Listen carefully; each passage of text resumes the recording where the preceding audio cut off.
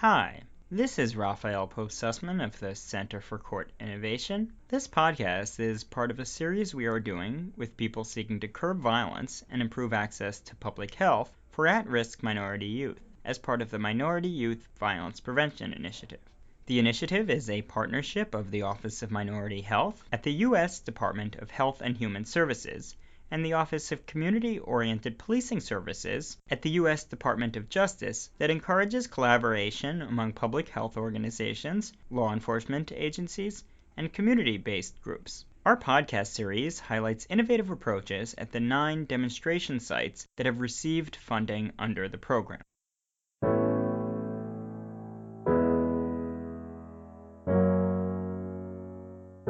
Hi, this is Raphael Pope-Sussman with the Center for Court Innovation, and in today's podcast I'm speaking with Sheryl Sams, Director of the Youth Intercept program, an anti-violence program in Chatham County, Georgia, operated by the Chatham County District Attorney's Office in partnership with Memorial Health University Medical Center, the Chatham County Public Schools, and other local justice system agencies. Youth Intercept provides educational services and referrals to public health services to at-risk youth, particularly Black males between the ages of 10 to 18. This podcast focuses on how Youth Intercept has adapted the hospital-based violence intervention model to meet the needs of Chatham County, including the program's development of a school-based element to serve youth in the Chatham County Public Schools. Sheryl, thank you for speaking with me today, and welcome. So what is Youth Intercept? Youth Intercept is basically a violence intervention program. We work first to assist individuals who actually come in the hospital between the ages of 12 and 25 to break the cycle of violence first, to encourage positive interactions in the community, to assist in decreasing the amount of retaliation in our community, as well as reoffenses and readmissions to the hospital. The other aspect of that is the prevention piece, where we are working with individuals in our school system, kids in our school system between the ages of 12 and 20 who are having behavioral issues or truancy issues or any of those things that may be a concern to the school system as far as teachers or social workers as well as parents, that may be alarming to them, that there's a possibility of those children actually committing crimes or getting into trouble. So we work with them to actually develop positive self-esteem and give them other avenues of engagement in the community that are positive. So the Youth Intercept program has received funding under the Minority Youth Violence Prevention Initiative, which is really focused on partnerships between law enforcement and public health. I was wondering if you could talk about how that model fits into the work that is being done at Youth Intercept. We are with the district attorney office. Of course, it is a law enforcement entity. And what we do is, instead of trying to put people behind bars, we're trying to keep them out, particularly with our youth. Just being able to work together to change the way that our young people think about law enforcement. Typically, as they are growing, they get this negative impression of law enforcement, and they think that we're there to harm them. However, with this partnership, we're able to create healthy relationships between the two, so it really works well. So your program is based on the hospital-based violence intervention model that was created by Youth Alive in Oakland. I was Yes. wondering if you could talk about how the model works at Youth Intercept and how you've adapted it for your jurisdiction. Really, it works hand in hand, pretty much the same. We are at a hospital. We're at Memorial University Medical Center. We have a collaboration with them, and we are able to, work directly in the hospital. Our office is located 100 feet away from the ER, which allows us to respond immediately to victims of violent intentional injuries.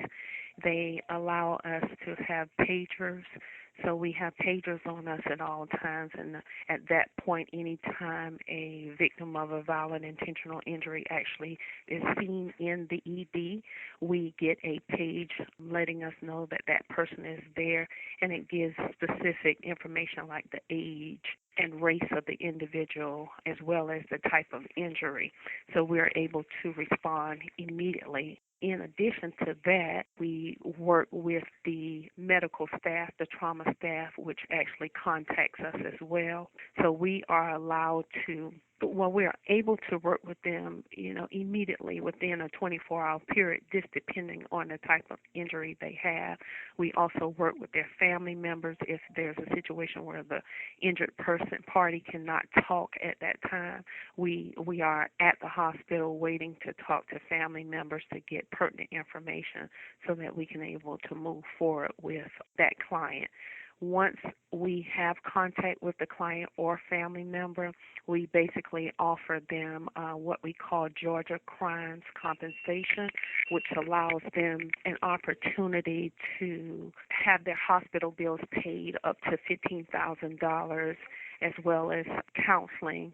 If the person is working, it allows them economic support for a reimbursement of $10,000. And in the event that that person expires, Georgia Crimes Compensation can actually pay up to $6,000. So we inform either the family member or the injured party about the resources that are available to assist, and then we inform them about our Youth Intercept program and what services we can provide. And upon leaving the hospital, we set up an appointment with them to then work with them on a case management plan. So in the original Youth Alive model, there was not a school-based component, and I know that's something that District Attorney Heap brought in when she came into office. So I'm wondering how your office thinks that fits into the model. Well, I would say that with the data that we collected over the years with the hospital-based portion of the program, we saw that there was a lot of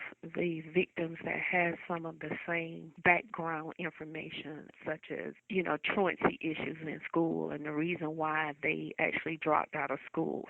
So there were certain risk factors that we saw that led us to the school system. So we felt there was a need to reach out to the schools and say, hey, let's get this program started so that we can prevent other youth from coming into the hospital if we work on the side of eliminating the issues that they have on the front end so that they don't end up in the hospital or perhaps deceased.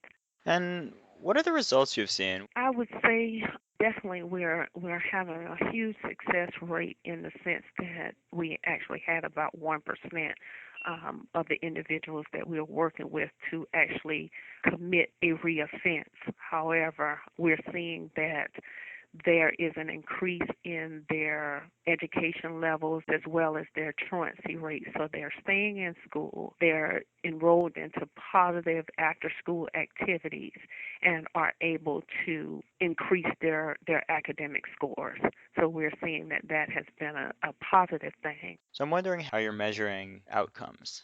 Well, with our school-based program, we measure the individual at intake. So we're looking at their grades at intake, and we compare it to their exit as well as a midpoint of achievement, and also looking at their truancy, rate, how many days they actually missed during, when they entered our program, where were they at and where are they now. So we document changes in behavior as well as during life skills. We do pre and post exams to determine if they're actually learning from the life skills that we're teaching. With the hospital-based program, we measure whether those individuals have actually received certain services like mental health counseling, and if they actually did not have a job and now they have a job, or if they weren't enrolled in school and now they are enrolled in school. So those are some of the things that we look at. And also if has been a re-offense or a re-injury, and also looking at mental health. And have you partnered with any sort of research organization? We are actually working with Georgia Southern University, and so I think it's the Criminal Justice Department that will actually work directly with us to gather data to be able to do it, in a research-based form. Fantastic. Well, thank you so much for taking the time to speak with me. Thank you. I certainly appreciate it. It's been delightful. This has been Raphael Pope Sussman with the Center for Court Innovation, and I've been speaking with Sheryl Sams, the Director of Youth Intercept. For more information on the Center for Court Innovation, visit www.courtinnovation.org.